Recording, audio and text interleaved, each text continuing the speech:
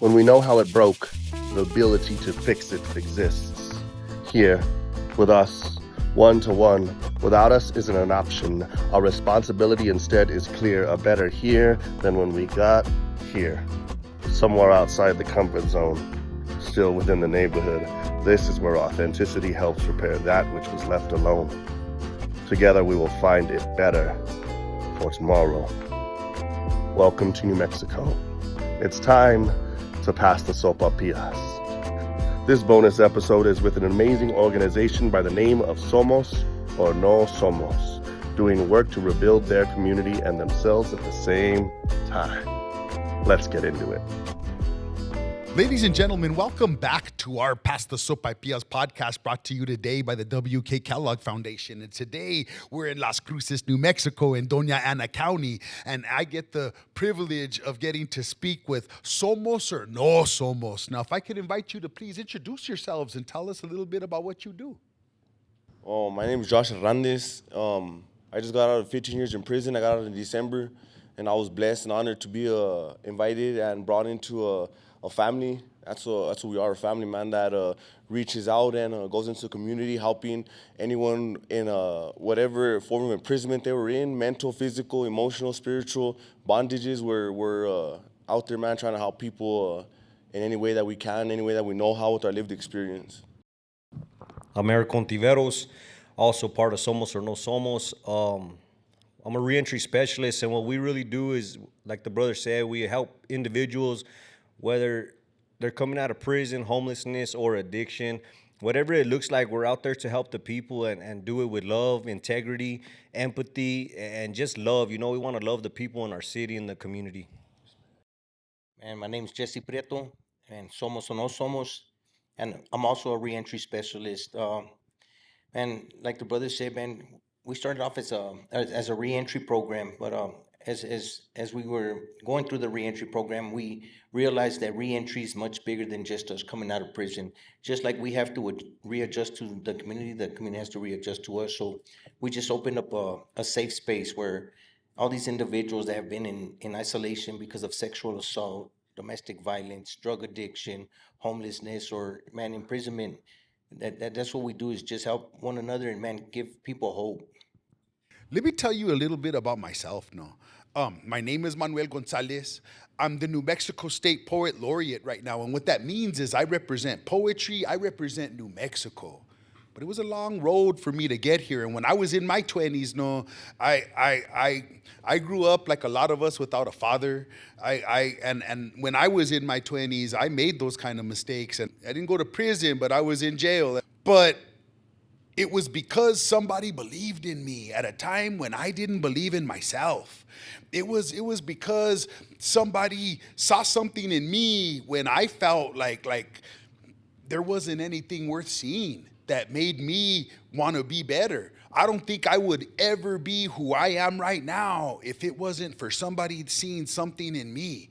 Tell me a story about how your lives have been changed, and then how you've changed other people's lives in that way. So I want to just piggyback on what the brother said. I have over 20 years of incarceration. I was heavily into the gang life, selling drugs and whatnot. I went to juvenile prison at a very early age, and I didn't get out till I was 19.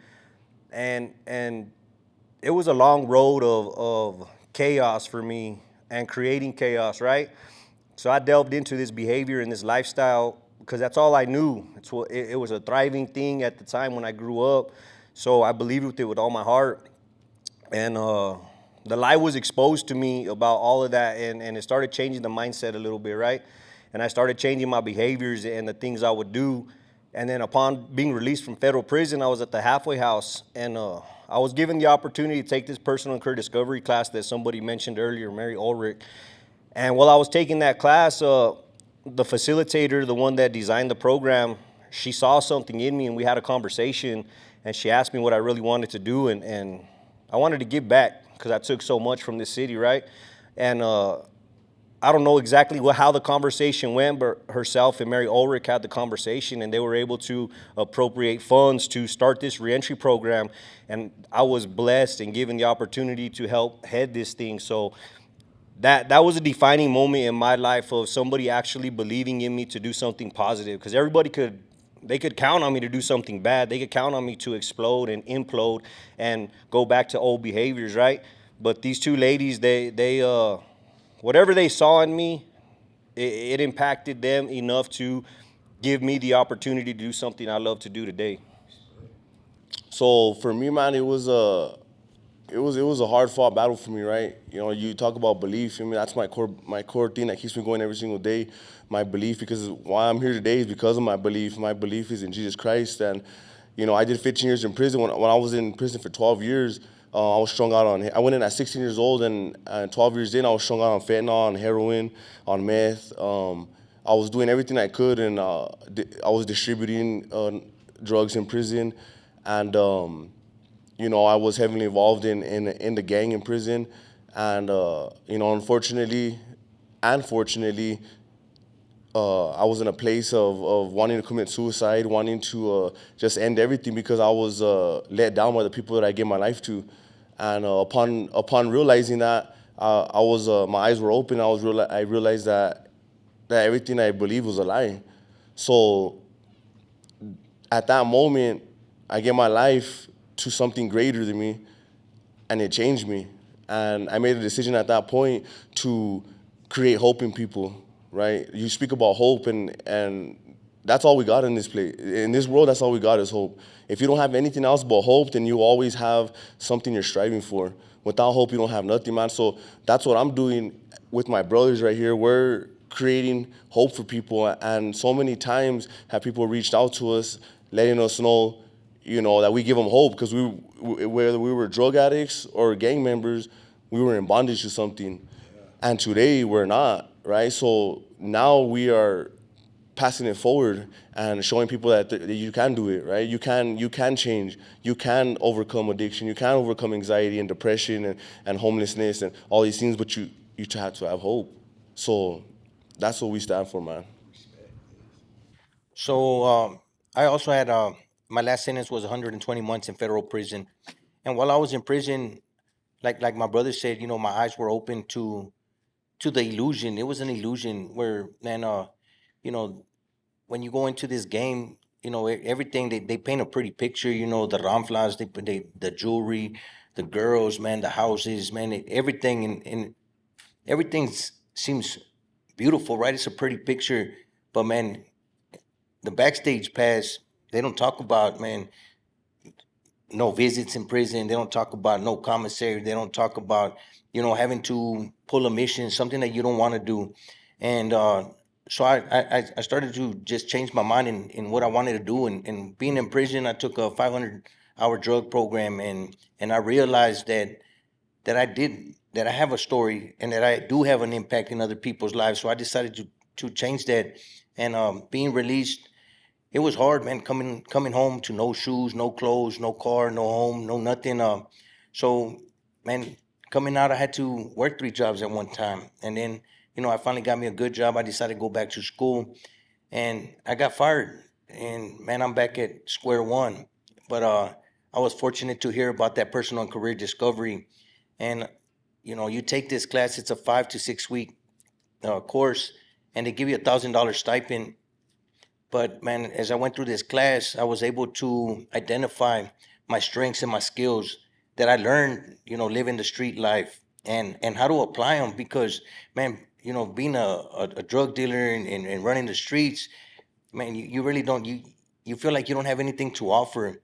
But going through this personal career discovery, they let me know that, you know, being a drug dealer, man, I knew about logistics, I knew about quality control, I knew about public relations, I knew about supply and demand. And when you're able to apply that to a resume, man, it's like a resume on steroids, you know. And so they also gave me an opportunity to work for the DACC reentry program, and man, it just took off. Now, man, we give people hope. And when I talk about hope, and when I explain hope to people, hope for me stands for hold on, problems in.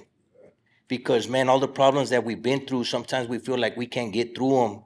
But man, if you look back, how many problems did you think you weren't gonna get through, and you did? So man, that's what hope is for me. Yes. Now I see that there's people like Dr. Ulrich and organizations like that that have believed in you and helped change the trajectory in your life, but then you are now doing that for somebody else. I want you to tell me about the lives that you have impacted and the stories of the people that you see where you changed the direction of their lives in that way. So I think the biggest impact we have is with our peer support group and going to the Las Cruces Recovery Center. So once a week, we go to Las Cruces Recovery Center and we give testimony. And it's been super impactful because we're meeting people at their lowest, right? They've been in the streets, they've been in addiction for however long. And we get to go in there and like just change their day, their week, because being stuck in a place like that, we understand it. Like, it's not fun. You don't get to do a lot of things. They're stuck there for 30 days or longer to detox. And so we go in there and we give them our story about where we've been and what we've done and what we're doing now. And we tell them about the resources that are available to them if they stay in the city. And you could just see them light up, right? When we're done talking and we get to do the back and forth stuff, you could just see the lights come back on. So I know you've probably seen people in their addiction. They're like zombies, right? Like there's no light. And so week to week, we get to see these people's transition from that no light in your eye, underweight, doing bad, to, man, the next week, hey, bro, you look good. Or a female, man, look at you, you know what I mean? And it's just so impactful to watch these people and just watch their growth. And the more they come out of their shell as we go week to week, they share more, they talk more.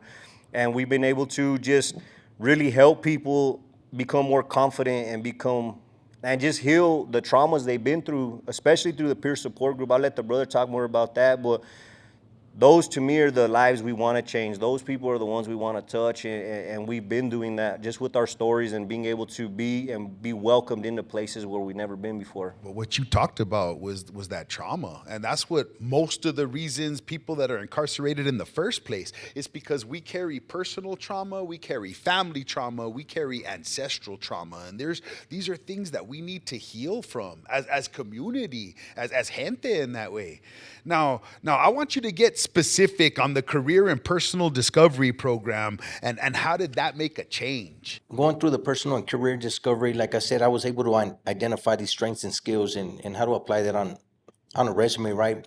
But it wasn't just that. The group was very diverse. You have people from all walks of life. You have, the unsheltered. You have women that have gone through sexual assault, domestic violence, and just, man, different types of traumas. And me going in there, I never thought that I was going to be able to relate to these individuals, right? But, man, listening to the stories and listening to their hardships and through their lived experience and them just being vulnerable, I realized that we all have something in common, that we all relate to one another.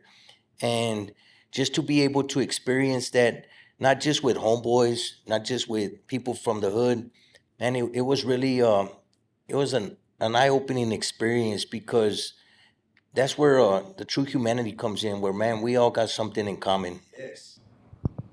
And for me, what I took from that, what was super impactful and what helped mold what you see today is, so over 20 years in prison, turn that off like a light switch, right? So I used to be real antisocial. I would never speak to anybody that didn't look like me or that wasn't family. I just wouldn't do it. My wife's a huge testament to that. She could tell you, like, to see me now in public settings and the way I speak and carry myself is way different. So they push you to engage. They push you to come out of your comfort zone and speak and get in front of the classroom and talk about things that are hard to talk about. So now, do I like it? No, I'm nervous up here. I don't like it, but I can do it, and I can do it well. And so that has helped me now in this career of reentry, something I feel real passionate about, and that door would have never opened without them. Yes. Now, I want to know about what New Mexico as a whole can learn about what you guys are doing down here in the South like that. Man, New Mexico can learn that. They tapped on it earlier. We're the new workforce, right? You got so many people coming out of prison. Don't discard us. Like, we're going to be the hardest working, the most loyal, the most driven to succeed, because we got something to prove, not to you, but to ourselves, right? To our families, because somebody like me that has helped destroy a city and a community and a people can help fix that, because I knew how to destroy it, and I know how to fix it too, and I know what it takes, and I come from a place of lived experience. Like, I really lived that street life. I really went to prison. I really did all that. So when we speak, because my brothers did the same, right? When we speak, people listen that come from our lifestyle, because they know who we are. We come from the city, so our stories are impactful, and that's what we're out here doing, is change. So I want New Mexico to know, like, don't discard us. Give us a chance. My brother said it one time to me, and it'll always stick with me. Like, I just need an opportunity. A valuable resource that people are sleeping on. Yeah, and so when DACC and Mary Ulrich and Kay Lilly gave me that opportunity, I ran with it. And I joke about it, but they let the wolf in the hen house, you know what I mean? And look at us now, like, this thing is bigger than we could ever imagined, you know? No, respect. Now, does your work apply to women, and how? So, through our reentry peer support group, man, when we first got started, man, it was just 5 individuals, right? And 3 of us worked. So really it was 2 individuals. But in one of those meetings, this gentleman, he brought his significant other and his son. And after the men shared, she asked if she can share. And when she shared her story, man, it impacted us different. It hit different. Just because I've heard my brother say that we're desensitized when we hear another man's story, right? Because we're like, man, hey, suck it up, man. Orale, let's go. But when you hear these women talk about what they've gone through, and I heard one story the other day where she said that, man, they had beat her so badly, kicked her teeth in, and threw her in a ditch and left her for dead. And she talks about crawling 2 miles to get some help. And man, that just touches you. It just, man, it impacts you different. And you think about it, and we in one way or another contributed to that through our drug sales, through our crimes, through whatever it may be. So yes, we do work with women. And like I said earlier, we might not be able to, like, relate exactly to what they've been through, but we've all been through a struggle. But now in our group, there's more women than men. And it's cool to see that they network and that they exchange phone numbers and that they're able to support one another. So, man, how do we help women, man? Just giving them a safe place. Yeah, I'll touch on that, because I was always real selfish, right? So I would always, poor me, I'm the one doing the tiempo. I'm the one in prison doing the time. Y'all out there in the free world living it up. But in reality, when you hear the wife's side or your kid's side, they was out here struggling. They were the ones having, I had it easy. I had 3 hots in a cot, you know what I mean? And any extras I could accumulate. So I was living good in there, really. They were out here struggling. They were out here without a father, without another breadwinner, without protection. You know what I'm saying? So to hear their side really opened my eyes, and it really impacted me to the point where I see their side now, and it's not all about, oh, I did the time, because they did as much time as I did. Well, what you're talking about is incarceration isn't just the one person that's incarcerated; it's their whole family, and it's the jefita, it's your wife, your kids, the family that's out there still struggling because they need you, and it impacts us as a community. It's not just the one person that's incarcerated or the one person that's just getting out trying to start a whole new life. It's the whole family around them. That we all have to come together as a community like that. Yeah. Yeah, so I'll let the brother speak on that too, because I know he got a story about the jefita. Oh, yeah. You know, my mom has been there since day one. You know, that's a powerful woman, right? Been through a lot. She almost committed suicide twice due to my actions in prison, because I chose the gang life over her life, and cared more about people that didn't care about me than I did about the people that actually do care about me.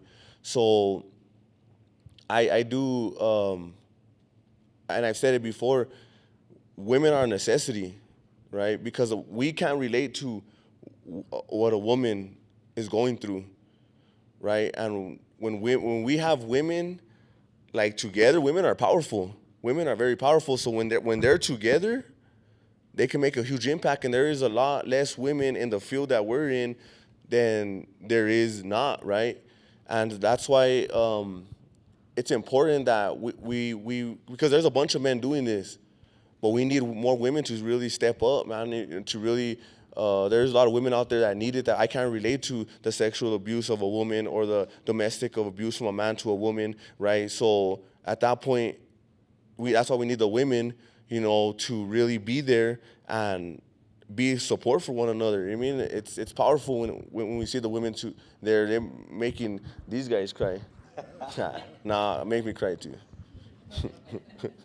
I want to know about how the work you're doing now, how it changes the future for your kids and the kids in New Mexico like that. So the work we do now, it's a message and it's exposing the lie, right? The brothers touched on it a little bit. So when you start selling drugs or you join a gang, they tell you about the 5%. Oh, it's fun, carnalismo, jewelry, women, cars. But they don't tell you about the 95%, right? They don't tell you about prison, the murders, the loss of family. They don't tell you about that, what you're gonna go through in prison, because that's a whole nother avenue, right? So we're out here to expose that. We're out here to tell the youth that it's not cool and that we've been there, and we're trying to help avoid others going through the juvenile system and violent places like that, and give them other options. We were fortunate to help counteract some legislation that was trying to be passed, and Logan from FYI helped write that, and Denali. And basically, we need other options for our youth. We don't need to send them to prison. I'm a byproduct of that, and the brother's a byproduct of that. All you did was create a bigger monster, right? And that's all you're gonna do. Is you're not gonna give our youth any hope if you just send them to prison, because now they have to go in there and they have to become this other person to survive. And then when they come home, they're gonna have a lot of animosity. They're gonna have a lot of authority problem. So what we do and what we're hoping to do is just change that. And that way our kids live in a safe community. We're trying to create programs where our kids have things to do, because that's what happens is they get bored and they watch TikTok or Instagram or whatever those things are, and they look at these lies and these fairy tales, and they're not really realizing that that's not realistic. That's not real life. Yeah, for sure. So, you know, we were talking with the brother earlier. It starts when you're young. When a juvenile has committed a crime, the damage has already been done, right? There's things that led up to that child committing a crime that wasn't dealt with. You know, for me, when I was in prison, you know, I was ministering in a prison for 4 years, and the most impactful people that would come and preach to us were the people that looked like me, right? The people that looked like me that were telling me, hey, I've been there, done that, but praise God, I changed my life. Those are the people that would make me cry. Those are the people that I went back to the pod with a bunch of hope, right? If I actually had someone like me, you know, more people like me, a community of people that look like me and been there, done that, still have the jewelry, still have the same stilo that these little youngsters are attracted to. Everything that attracts these youngsters, we are. But the only thing is, we're doing righteousness now. We're not doing evil now, right? So if we could have a community of brothers and sisters that look like us. Imagine how much kids would want to go and, hey, let's go box, right? Or let's go to the park, let's go play some football, and really, you know, where these little girls could relate to these women, right? You know, my fiance has little kids, right? You would really think like, you know, I got really attached to them, right? So, you know, like I love her kids, and to really think like I'm not even the real father, but to really I see like, man, imagine this boy growing up and being strung out and being in prison, right? You want to start teaching them right. You want to start showing them love and showing them other avenues, and start being a positive figure. Because what we're attracted to as youngsters is this, right? Is the jewelry, is the money, is the fame, the respect, the honor, all this stuff that's glorified that really don't mean nothing, because you grow out of it, and the consequences that come after that, you realize it's not worth it, and when you're at your lowest low, you want to give it back. So we're trying to create a bunch of brothers and sisters that look like us, that where these kids could get motivation and hope, like, dang, I don't have to do bad. So you're giving them new role models, new inspiration. The little eyes are looking and seeing the possibilities of what can happen. Tell me about the kids in New Mexico. So, man, we're talking about New Mexico, but man, we want this to be, man, nationwide, right? And I'm gonna tell you a true story. when I got incarcerated, my oldest daughter, she was 14 years old. And while I was in prison, man, they found a pound of weed in her room. She was selling weed. And I laughed because I laughed because that's what I taught her. And now my 14-year-old daughter, she sees what I'm doing. And at one of our meetings, she invited one of her friends. And that's the impact that I want to have. Not the one where my daughter was selling dope, but man, the one where my daughter is bringing other people that need help. That's what I want to see. That's where what we do has that ripple effect that touches others, that changes the world. Yes. Now, I want to thank each and every one of you from Somos or No Somos for being here, because what you're doing is changing the lives of people, and sometimes it's at the moment where we need it the most. Thank you for what you do. Respect. Yes. There's a space here. It's been built by weathered hands, a place where comfort doesn't have to be the focus. You can say what you need to say, and it will be okay. After it comes out of your mouth, your hands, your heart, we hear you. We are here for you. And this is how communities heal. We can do it and do it well. If not us, then who? Without us, no thanks. We quite like this new life. Another part they may never tell you about, but that stops now. Welcome. Saludos. Gracias. Thank you for listening. And remember to follow, like, and share Pass the Sopapillas wherever you get your podcasts. See you next time.